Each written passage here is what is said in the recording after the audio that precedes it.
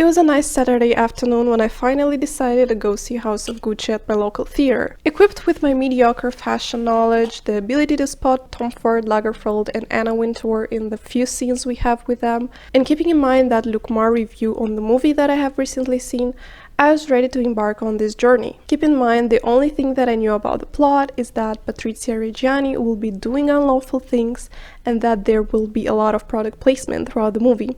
So as somebody who did not read any books prior to the movie, who did not follow these events, even when they were unfolding, because unfortunately or fortunately I was not alive back then, it was really easy to follow the movie and its plot.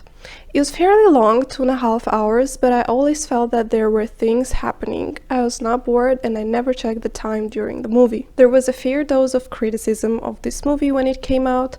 The fact that it is very loosely linked to reality, that it skips important time periods, and that it highlights other fictitious events. The fact that iconic quotes from Patrizia were not included, while Lady Gaga's improvised lines were put as a tagline of the movie.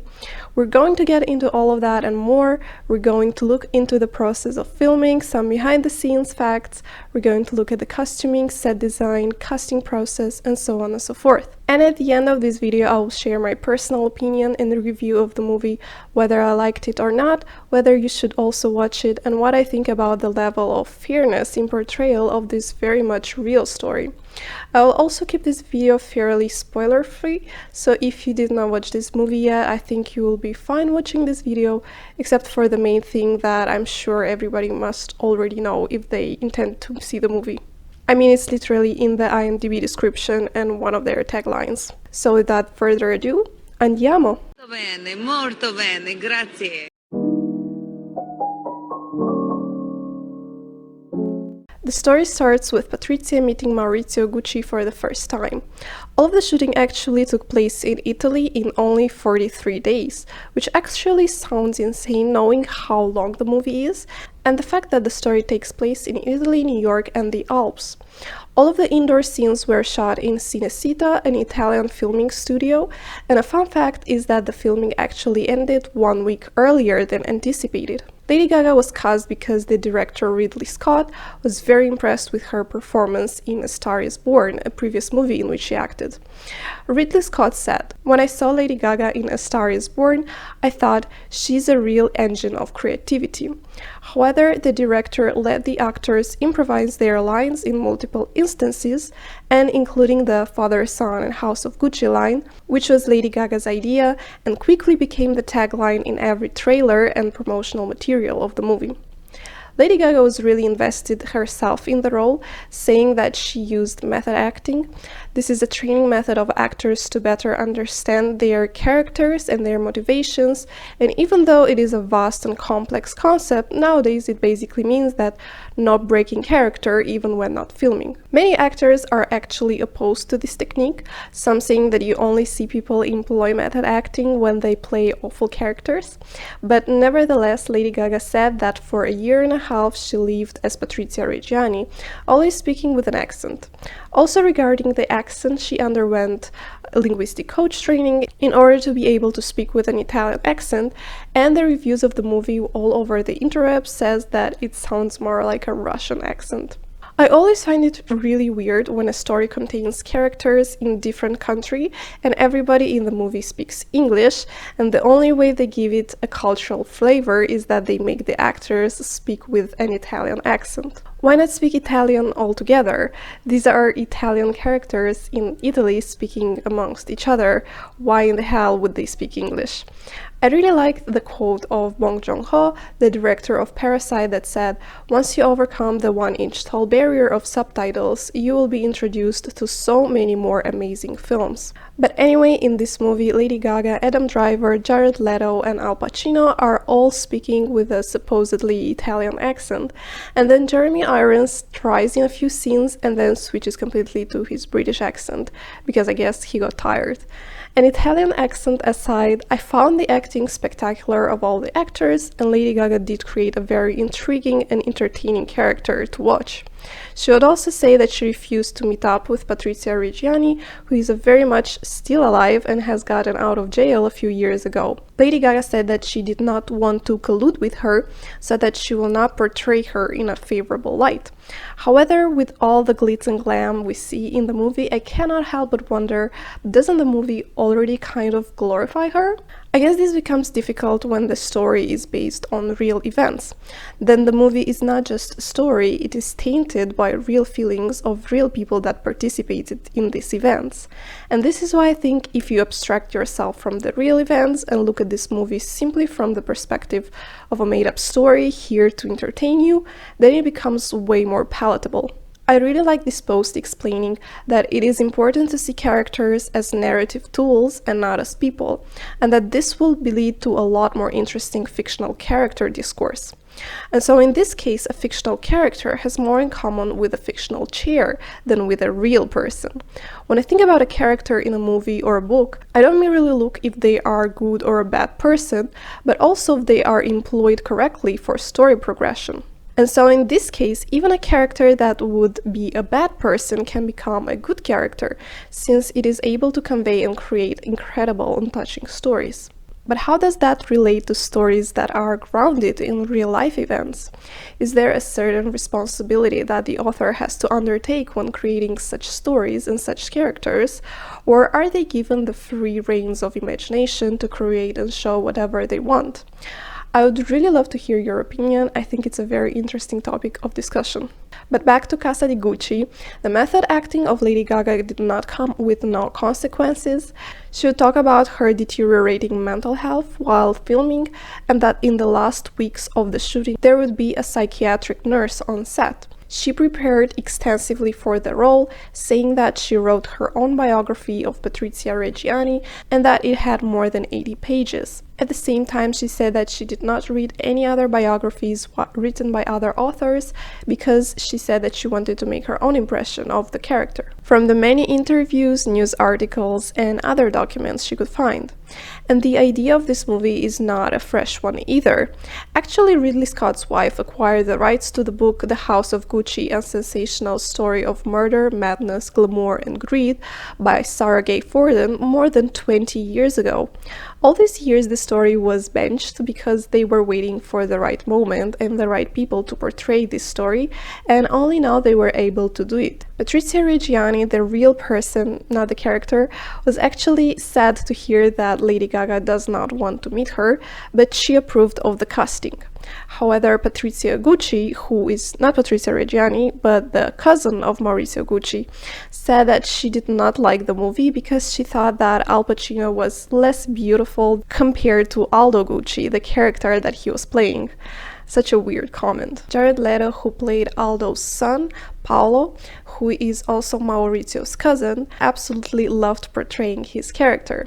People would say that at the end of the shooting he would not take off his costume and prosthetics, but actually go out in the city dressed like that so that people could not recognize him. Moreover, he would not let any of the cast members see him not in costume because he wanted to create his character in the eyes of his castmates as well, and that the first time Al Pacino saw Leto act his character, he called him a genius. Jared Leto is also the brand ambassador of Gucci, having had previously even walked for a Gucci show. Salma Hayek also starred in this movie, and she was actually playing a card reader slash psychic slash personal confidant of Patrizia. Salma said that when she got a call with the offer to play in House of Gucci, she was very excited to be wearing beautiful clothes, but then in reality she played a character that was portrayed as having no fashion style and was deliberately put in non-trendy clothes. I'm saying non-trendy clothes instead of ugly clothes because honestly the styles change all the time and trends come and go, and what we thought to be the epitome of fashion beauty in the past, now we cringe when we see it. So who's to say that untrendy clothes will not become trendy in the future? The costume designer of this movie is Jenty Yates. She had previously won the Academy Award for Best Costume Design for the Gladiator movie from 2000, which was directed by the same Ridley Scott. Actually, they collaborated 14 times throughout their career, including The Last Duel and The Martian. Even though the movie is about Gucci, we mostly see the characters wearing other designers, with Patrizia wearing Yves Saint Laurent and Maurizio Gucci could be found in suits straight from Savile Row. Yates, the costume designer, also said that the first step to bringing House of Gucci to life was to consult the Gucci brand archive and visit the Gucci Museum. The design team was also able to have the archive moved to Los Angeles to do fittings for principal actors, as well as use many of the belts, bags, and other accessories. What was useful was not only the clothing and the accessories, but also the footage of the showrooms, workrooms, and artisans hard at work creating the Gucci brand in order to create an authentic feel. The wedding dress that we see Lady Gaga wear in the movie has meticulous hand-sewn lace details, a tribute to the actress Gina Lollobrigida. However, in reality, Patrizia wore a much simpler dress. Gina Lollobrigida, an Italian actress from the 60s, was actually a great inspiration for Yates to create the character for the movie. She created more than 75 outfits for Lady Gaga, starting from 1975 to 1995. And she was also lucky to have tapped into Lady Gaga's personal collection for building the closet of the character. Lady Gaga has done no less than 60 hours of fittings for the movie. For the meeting with Paolo, Patrizia wears this pink and black polka dot dress where she says her father, son, and House of Gucci line. The polka dot dress was literally on a rail of vintage costumes that I had located, says Yates. LG walked in and immediately said, "I think I'm going to wear this for my meeting with Paolo." I think this comes to show what great collaboration was between the production crew and the actors. Overall, I found the movie quite entertaining if you take it as a piece of fiction and only slight similarities to reality. But at the same time, these are real people and real events that have happened, so the people involved in the story feel very weird, to say the least, when watching this movie.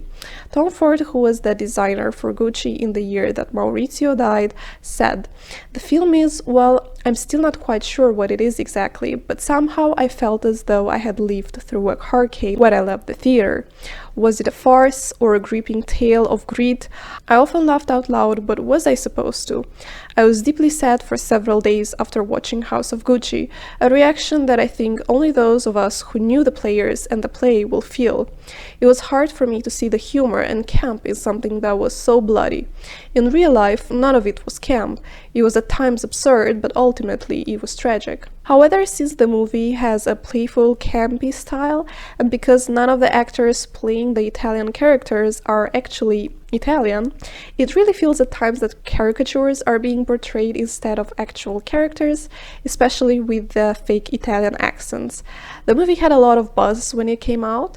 I remember seeing theaters packed with influencers who were invited to see the movie and to talk about it. A lot of viewers that are from the fashion world came out of this movie quite disappointed, especially those who were already acquainted with the books or who followed the story as it was unfolding.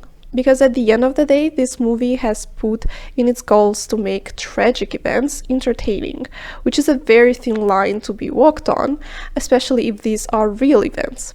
However, I found the fashion and the aesthetics really great. From an outsider point of view, the actors did a really great job of creating a visually and narratively exciting story. Ridley Scott is a great director and a true professional, which is attested in the little time that was spent on filming and how grandiose in comparison the production feels like. Lady Gaga portrayed Patrizia so well, and I think she got the mannerism and the general energy of Patrizia right. The movie really reminded me of season 2 of American Crime Story, documenting the passing of Gianni Versace, but House of Gucci being a lot more comedic and uplifting, at least in the first part of the movie. You could really see the drive and the motivation behind each character, with Patrizia being obsessed with becoming a Gucci and feeling protective of her work for the company, with Aldo and Paolo having different visions for the brand and what should go on the runway. Mauricio's character I didn't really like because I did not get his motivations and he seemed quite distant from his own actions. It constantly felt that a puppeteer is pulling him by a thread, even when the decisions were supposedly his own. I'm not sure if this is how the character was written or it was just Adam Driver's acting. But all in all, this is a story portrayed through American lenses and has little to do, I think, with the brand and family of Gucci and Italian people. House of Gucci is how foreigners have perceived the events and the Italian culture and relationships.